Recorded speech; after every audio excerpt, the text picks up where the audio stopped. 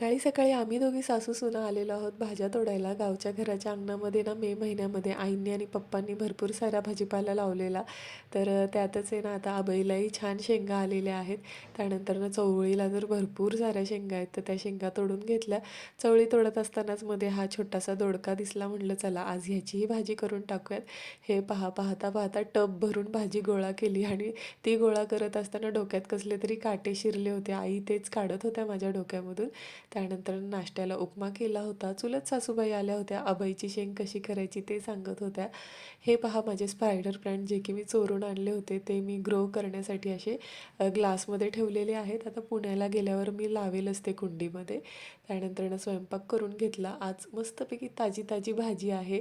चवळी आणि दोडक्याची रस्साभाजी केली. आबईच्या शेंगेची पण भाजी केली. संध्याकाळी आईंनी ना अंगण आवरायला घेतलं, कारण आहे ना खूप सारा निलगिरीच्या झाडाचा पालापाचोळा पडला होता. शुभही त्यांना मदत करत होता आणि चिल्ला-पिल्ल्यांचं चाललेलं की मस्तपैकी त्यांना किल्ला बनवायचा होता, पण त्यांना काही तो बनवायला जमत नव्हता. त्यांचा उत्साह पाहून हेही बाजारात गेले होते, तेव्हा त्यांच्यासाठी ना फटाके आणि मावळे घेऊन आले होते. पण पोरांना किल्ला जमत नाही आहे म्हणून त्यांना मीच बनवून दिला. खूप वर्षांनंतर किल्ला बनवला होता. लहानपणीच्या सगळ्या आठवणी ताज्या झाल्या. कसा झाला किल्ला मला कमेंट करून नक्की सांगा. भेटते तुम्हाला पुढच्या व्हिडिओमध्ये. बाय.